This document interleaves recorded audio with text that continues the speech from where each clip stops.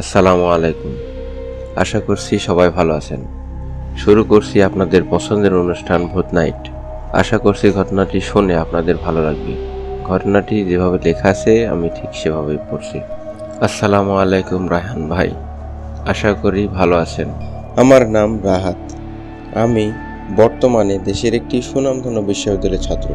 গোপনীয়তা রক্ষার্থে বিশ্ববিদ্যালয়ের নাম প্রকাশ করছি না।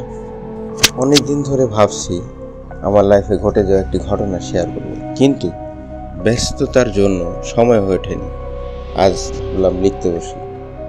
ঘটনাটি ঘটেছিল 2019 সালের মার্চ মাসের কোনো একটি দিনে। আমি তখন সবেই বিশ্ববিদ্যালয়ে চান্স পেয়ে ক্লাস শুরু করেছি। আমাদের ভার্সিটি শতভাগ আবাসিক হওয়ায় আমাকে হলে উঠতে হয়। এরপর একদিন রাত 3টার দিকে হুট করে ঘুম ভেঙে গেল। প্রচণ্ড গরমে রুমে শুয়ে থাকতে ইচ্ছে করছিল না, তাই ভাবলাম বারান্দায় গিয়ে কিছুক্ষণ দাঁড়িয়ে থাকি। আমি তখন বারান্দায় দাঁড়িয়ে ফেসবুক দেখছিলাম। এমন সময় দেখলাম আমার পাশের রুমের বারান্দায় একজন দাঁড়িয়ে আছে। রাতের আধারে মুখটা স্পষ্ট দেখা যাচ্ছে না, গায়ে সাদা একটি কাপড় জড়ানো। লোকটিকে দেখে চিনতে পারলাম না। দেখলাম লোকটি এক দৃষ্টিতে আমার দিকে তাকিয়ে আছে। তার চোখ রক্তবর্ণ। দীর্ঘক্ষণ এক দৃষ্টিতে তাকিয়ে থাকার পর সে আমাকে দেখে একটি বীভৎস হাসি দিল। এদিকে আমার শরীর হিম হয়ে গেল। আমি কথা বলতে পারছি না, পা সরাতে পারছি না। এমন সময় দেখি লোকটা বারান্দা থেকে নিচে লাফ দিল। এটা দেখে আমি সেখানে সেন্সলেস হয়ে পড়ি। পরের দিন আমার খুব দেরিতে ঘুম ভাঙে। পরে শুনি আমার রুমমেট সকালে বারান্দায় গিয়ে আমাকে বেডে রেখে গেছে। আমি ঘটনাটি তাদের সাথে শেয়ার করলাম, কিন্তু তারা কেউ আমার কথা বিশ্বাস করল না। সেদিন থেকে টানা 3 রাত আমি জ্বরে ভুগলাম। ঘটনাটি এখানেই শেষ নয়। তারপর প্রায় গভীর রাতে আমি আমার রুমের ছাদে দৌড়াদৌড়ির শব্দ শুনতে পেলাম। ভাবলাম হয়তো আমার মনের ভুল। এরপরই ঘটে এক ভয়াবহ ঘটনা। আমাদের বিশ্ববিদ্যালয় 10 দিনের জন্য বন্ধ ঘোষণা করল, তবে হলে অবস্থান করা যাবে। আমি ভাবলাম বাসায় দেরিতে যাব, এজন্য হলেই থেকে গেলাম।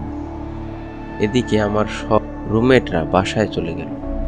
সেদিন আমি একা রুমে ঘুমিয়েছিলাম। গভীর রাতে আমার ঘুম কারো ডাকে। ঘুম ভেঙে দেখি আমার বুকের ওপর বসে আছে সেই অবয়বটি। আমাকে দেখে আবার সে এক বীভৎস হাসি দিল, আমার গলা চেপে ধরল। আমি নিঃশ্বাস নিতে পারছিলাম না, কথা বের হচ্ছিল না। এমন সময় আমি আল্লাহর নাম নিয়ে আয়াতুল কুরসি পড়া শুরু করলাম। তখন দেখি অবয়বটি ধীরে ধীরে অদৃশ্য হয়ে যাচ্ছে এবং যাওয়ার সময় বলে গেল, আজকের মতো আমি নাকি বেঁচে গেলাম। সেদিন সারা রাত আমি জেগে কাটালাম। পরের দিন খুব ভোরে বাসে করে আমি বাসায় চলে আসলাম আমার মায়ের কাছে। ঘটনা শেয়ার করার পর আমার মা আমাকে হুজুরের কাছে নিয়ে যান। হুজুর আমাকে দেখে বলে, আমি যে হলে থাকি সে হলে অনেক আগে থেকে একটি জিন থাকে। জিনটি ছিল খারাপ জিন, এই জন্য সে আমাকে ভয় দেখানোর জন্য এমনটা করেছে। হুজুর আমাকে তাবিজ আর পানি পড়া দিলেন।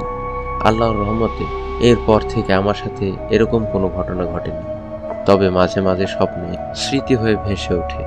এখনো যদি রাতে সেই ঘটনার কথা মনে পড়ে তাহলে গা ছমছম। এই ছিল ঘটনা। রাকিব হাসান রাহাত নওগাঁ থেকে পাঠিয়েছেন ঘটনাটি। আশা করছি ঘটনাটি আপনাদের ভালো লেগেছে। যদি ভালো লাগে তাহলে চ্যানেলটি সাবস্ক্রাইব করে পাশে থাকবেন, যেন এমন আরও ঘটনা চ্যানেলে আপলোড হওয়ার সাথে সাথে শুনতে পারেন। আজ এ পর্যন্তই, দেখা হবে অন্য কোনো ঘটনা নিয়ে। সে পর্যন্ত আল্লাহ হাফেজ।